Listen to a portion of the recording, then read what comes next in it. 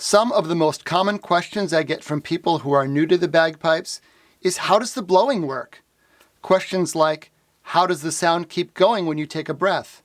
How do you know when to take a breath? Do you blow harder or softer to play certain notes? Do you coordinate the blowing with the squeezing of the bag with your arm? These are all great questions, and I'm going to answer all of them and more in today's video, which is all about what pipers call steady blowing. It's one of the most important skills that every piper needs to know, and it's fundamental to being able to achieve a steady tone with pipes that are easy to tune and stay in tune. Steady bag pressure is the foundation upon which you build your bagpipe sound, and I'm going to explain it in detail so you'll understand exactly what's going on with your blowing, breathing, and arm so you can achieve a perfectly steady bag pressure every time you play. I'll explain the common mistakes that pipers make with their blowing that can lead to unsteadiness, and I'll show you some things you can practice and an important tool you will want to use to instantly improve your steadiness. So let's get into it. Welcome to bagpipelessons.com, where you'll find the inspiration and knowledge to fulfill your piping dreams.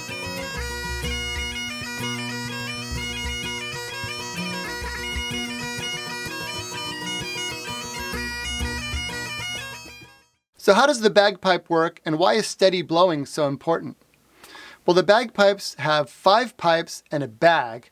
The blowpipe is a simple tube that you use to blow air into the bag, and there are 4 sound-producing pipes. The chanter that provides the main melody, and 3 drones, 2 tenor drones, and the bass drone that together produce that deep, rich, and constant background tone that gives the bagpipes its characteristic sound.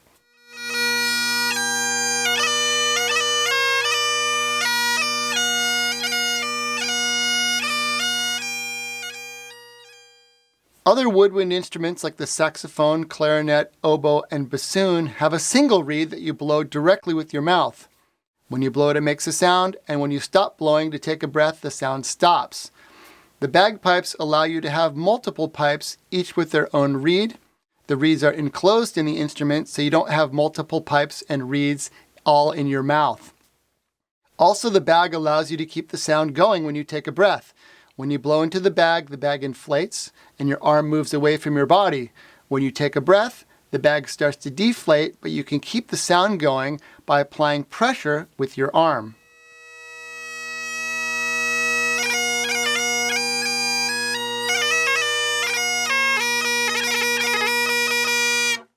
So the bag inflates when you blow into it, and it deflates when you take a breath.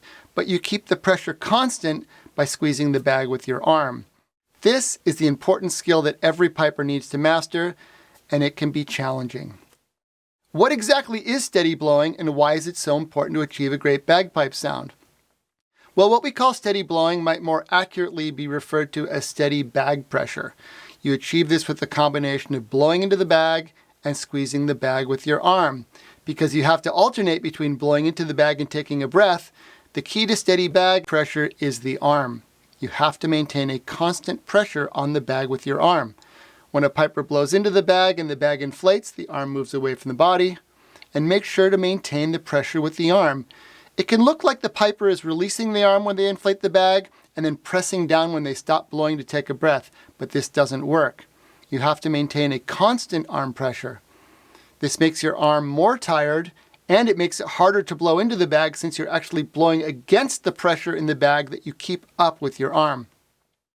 Think of your arm as a weight on the bag, pressing down with the same weight at all times. When you blow into the bag, it inflates and pushes your arm away from your body. When you take a breath, the bag deflates and your arm moves in, but at all times it's applying the same amount of pressure, the same weight. Do you try to change the bag pressure depending on the tune or note you're playing? No. The idea is constant, steady bag pressure. Musicians who play wind or brass instruments will change their blowing pressure to change the pitch or volume or quality of the sound, but bagpipers don't do this. A big reason for this is the fact that we have multiple pipes going at the same time. Even if you could figure out a way to change the pressure to change the sound of your chanter, it would affect the tone and steadiness and tuning of your drones, which you don't want to do. So the best approach, the winning approach, is to learn and master the skill of keeping a steady bag pressure by blowing and squeezing. How do I know when to blow in the bag and when to take a breath?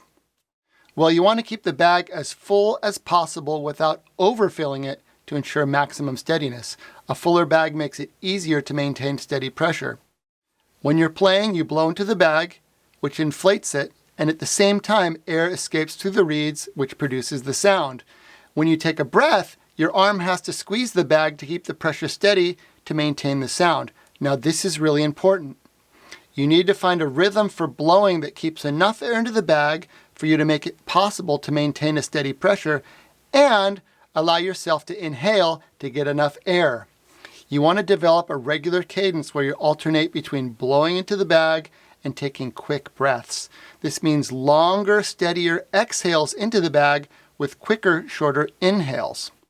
If you ask pipers what proportion of the time are they blowing versus inhaling, you'll get a wide range of answers: 50-50, 70-30, 90-10. Many pipers have no idea. If you look at top players who get a great sound and you can hear how incredibly steady they are with their blowing, you'll see remarkable consistency. I've watched hours and hours of videos of top world champion pipers, and they all maintain a similar blowing and inhaling pattern, which is about 80 to 90% blowing and 10 to 20% inhaling. Amateurs will usually take longer, deeper inhales. These longer blowing intervals lead to greater overall steadiness because your bag stays fuller, and tighter because it deflates less, and you're using both your arm and your blowing power for most of the time and relying less on your arm alone. Try this the next time you play your pipes, and you'll notice that your overall steadiness will improve. You'll probably also notice that your lips and blowing muscles will get more tired, but with practice and time, you'll get stronger and better. What muscles should I be using to squeeze the bag? Well, you want to use your shoulder and upper back muscles to control the movement of your upper arm away from your body and towards your body to apply pressure on the bag. Don't use your bicep muscle to squeeze your bag, as this puts a lot of pressure on your forearm and wrist and can lead to tightness in your top hand. The goal is to have a strong, constant muscle engagement from your shoulder and back muscles to control your upper arm, but your lower arm, wrist, and hand and fingers are relaxed and loose. A great exercise to work on this is to get your pipes going, play high A, hold it nice and steady, and then take your hand off the chanter while maintaining high A. Then straighten your arm. This helps you focus on the shoulder and back muscles for bag pressure while keeping the fingers and hand relaxed. Then slowly bring your arm back down to the chanter and try to maintain the pressure with the shoulder and back while maintaining that relaxed wrist and fingers. The first time you try it, you'll find it's really tiring on those muscles up here, but with practice you'll get stronger, and you should find your top hand execution will improve with the lighter touch on the chanter. How do I determine the correct blowing pressure for my pipes? What indicates too much, too little, or just the right amount of pressure? Well, the exact pressure that your pipes need is determined primarily by the strength of your pipe chanter reed. That's why the pipe chanter reed is crucial not only for your sound, but for the overall comfort and efficiency of your pipes.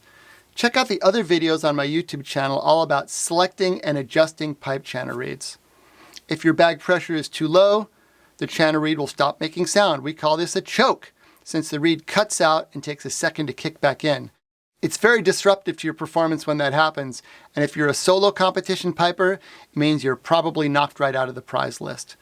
If your bag pressure is too high, lots of bad things can happen. The reed can get really sharp, and you can produce really bad sounds like chirps or squeals. Again, this is very disruptive to your performance and something you definitely want to try and avoid. So there's a range of pressures between the choke point on the bottom end and the squealing at the top end. But is there a way we can pinpoint more precisely the pressure that you want to blow your pipes? Yes, it's the high A note. The exact pressure you want to keep your pipes is the exact pressure where the high A sounds best. Other notes are less picky and can sound okay at a wider range of pressures, but the high A has an incredible sound, but it has the narrowest window where it produces that sound. If your high A is under pressure, it can sound scratchy or crowy, that sound. If it's over pressure, it can get thin and shrill, but at the right pressure, it can have a beautiful, resonant, vibrant sound that really sings. This is the note that top pipers love, maybe more than any other note. We want all of our notes to be perfectly in tune, but the high A has this special quality and texture of sound that you can only get when your bag pressure is exactly right. So use your high A to figure out your pressure and keep it there. What are the most common mistakes that pipers make with their blowing? Blowing harder on higher notes compared to lower ones. Have you ever been told to blow out your top hand or blow out your high A? It's possible that you're underblowing your pipes, leading to a crowy or flat high A, but it's a mistake to blow harder on that one note than everything else. If you need to blow a little stronger to get your high A to sound great, make sure to maintain that stronger pressure for every note. Don't overblow the top hand and don't underblow the bottom hand. The key is the same consistent pressure across the scale. Many pipers unconsciously increase their blowing pressure when playing higher notes. This results in a sharp, sometimes shrill sound that can disrupt your tuning. Blowing mistake number 2, having a different pressure when blowing and not blowing. It's common for pipers to have their bag pressure drop when they take a breath. This is caused by insufficient pressure from your arm. Make sure you're keeping a strong and steady pressure with your upper arm on the bag so when you take a breath, the pressure doesn't drop. Keep those inhales quick and that will reduce the amount your bag deflates, which means your bag stays more full, which makes it easier for your arm to maintain the pressure. Blowing mistake number 3, unsteady pressure when switching between blowing and not blowing. One area pipers struggle with is the transition between blowing and taking a breath. Once again, the key is a consistently strong pressure on the bag with your upper arm. Don't try to coordinate the arm with the blowing. Just keep your arm strong the entire time you're playing. Don't release it when you blow, and don't press down harder when you take a breath. Blowing mistake number 4, playing with a different pressure when tuning versus playing. Let's face it, there's a lot of things going on when you're playing the pipes, and it's impossible to give your full attention to everything at the same time. But it's really important that you try and maintain the same bag pressure when you're playing and when you're tuning. It's quite common for pipers to have a different pressure when they're tuning compared to playing. This is another great reason to play high A when tuning your drones. You can hear the quality of the high A that tells you you're at the correct pressure. And when tuning your chanter notes, be careful that you don't adjust your pressure to try and tune the notes by ear by blowing softer or harder. Keep your strong, steady pressure and tune the notes as needed. Blowing mistake number 5, changing pressure during hard or fast tunes. Once again, it's totally normal when you're focused on one aspect of your playing that other areas might suffer. But your goal is to make sure you can maintain a nice steady sound throughout all of your tunes, whether you're tuning up, warming up with simple tunes, or playing your hardest and fastest tunes. This is why taking time to develop ultimate steadiness is important for every piper at every level. Blowing mistake number 6, the wrong pressure during the starts and ends of sets. How you start and end your performances can dramatically change the overall effect. Under performance pressure or fatigue, it's very common for pipers to overblow their chanter, which will make the E sharp and out of tune with the rest of the band. Also, it's a common error to let your pressure drop in the last bar or two when heading for the cutoff. This makes the chanter flat and possibly even cut out before the end of the tune. The solution is to practice your pipe band starts and cutoffs to learn to maintain perfect bag pressure with consistency and confidence. So what's the best way to learn to play with steady bag pressure? Are there tools or exercises? Yes. The best and fastest way to develop steady bag pressure is to practice using the Bagpipe Gauge. This is a tool I designed that gives you instant, clear, and precise visual feedback on the pressure in your pipes. The Bagpipe Gauge is one of my most popular and best-selling products, and here's how you can use it to improve your blowing. The gauge measures the air pressure inside your pipes when you're playing and gives you clear visual feedback. It shows even the smallest pressure fluctuations in real time. This allows you to make immediate adjustments in your playing, which is crucial for learning how to maintain steady pressure. It's easy to use. The Bagpipe Gauge is intuitive and straightforward. You attach it to your blowpipe, plug it into your drone, and it begins providing feedback immediately. It's perfect for pipers at every level. You'll improve immediately. Whether you're a beginner just getting on the pipes or an experienced piper looking to take your steadiness to the next level, the immediate feedback from the gauge helps you quickly understand what's happening with your pressure so you can make precise improvements in your blowing. What are some of the exercises you recommend to develop steady blowing skills? Here are some that will help. For the best and fastest results, I recommend you use the Bagpipe Gauge to get the instantaneous visual feedback, but you can do any of these exercises without the gauge too, but you'll have to rely on feel and sound. Hold a note. Choose a single note like low A and hold it. Focus on maintaining the same pressure throughout. Pay close attention to the transitions at the start of each breath. Your goal is to keep the pressure absolutely steady. Then try switching to a different note. Engage all of your senses. Listen to the sound of the pipes, watch the bagpipe gauge, and feel the pressure applied by your arm and your lips and breathing muscles. Your goal is to achieve a constant, unwavering pressure. This is also the perfect exercise if you're trying to build up the skill and stamina to blow your pipes. Maybe you're just getting on the pipes, or you're coming back to the pipes after a long break. Use a stopwatch to track your progress. Try to make it to 30 seconds, then a minute, then 2 minutes, 5 minutes, and 10 minutes. Start where you are today and do it every day as many times as you can, and you'll be amazed at your progress. The key is consistency. Remember, a journey of 1,000 miles begins with a single step. Next exercise, try the super slow scale. Begin on low G and go up the scale very slowly, taking 3 or 4 breaths per note or more. Just like in the previous exercise, your focus is on maintaining consistent pressure. The super slow high A scale. Start on low G and play the scale very slowly again, but this time put a long high A between each note. Again, 3 or 4 breaths per note. This exercise is really good for addressing that tendency to change the pressure on high A. Also, the sound of high A will let you know that you're at the perfect pressure for your pipes. Next, try a simple slow tune. Think of the simplest, slowest tune you know. Play it at a slow tempo and focus on the gauge and the feeling of your arm maintaining steady pressure on the bag. The simplicity of the tune allows you to concentrate on maintaining that solid, consistent pressure. So what exactly does the bagpipe gauge measure, and what else can it do to help me? Well, the bagpipe gauge measures the air pressure inside your pipes when you play. You can watch it while you play for instantaneous visual feedback, showing you how steady you are and where you can get better. You can watch the gauge to observe your own playing and determine exactly where you need to improve so you can get stronger and steadier and make progress fast.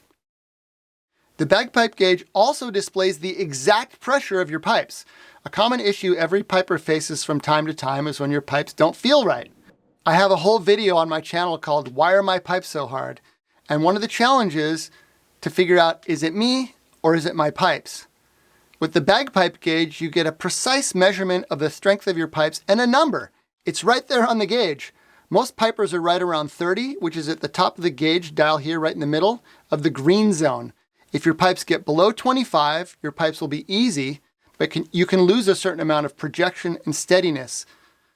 Over 35 is just a waste of energy, and your pipes are too hard to be steady and too hard for you to play well when you're blowing and squeezing that much. The bagpipe gauge gives you a clear measurement so you can figure out, are my pipes too hard? Are they taking too much air? Or do I need to build up my strength and stamina and skill? Check it out on my bagpipelessons.com shop at bagpipelessons.com/bagpipegauge. We've covered a lot today about steady blowing and maintaining consistent bag pressure, important skills every piper needs to master for a great sound. Steady blowing is more than just blowing into your pipes. It's about controlling the pressure in your bag consistently and precisely with your arm. This fundamental skill makes your pipes easy to tune, they'll stay in tune, and they'll provide that great, rich sound that we all love. To make the most of your practice sessions and take control of your blowing skills, I highly recommend you get my bagpipe gauge. It's going to transform your practice by giving you the real-time, instantaneous visual feedback so you can make instant adjustments and fast improvements with your blowing. It's easy to use, totally intuitive, and I hope you'll make it an essential part of your piping toolkit. Don't just take my word for it. try out the Bagpipe Gauge for yourself and see how steady you can get. So head on over to bagpipelessons.com/bagpipegauge. It's the tool that you need to take your piping to the next level.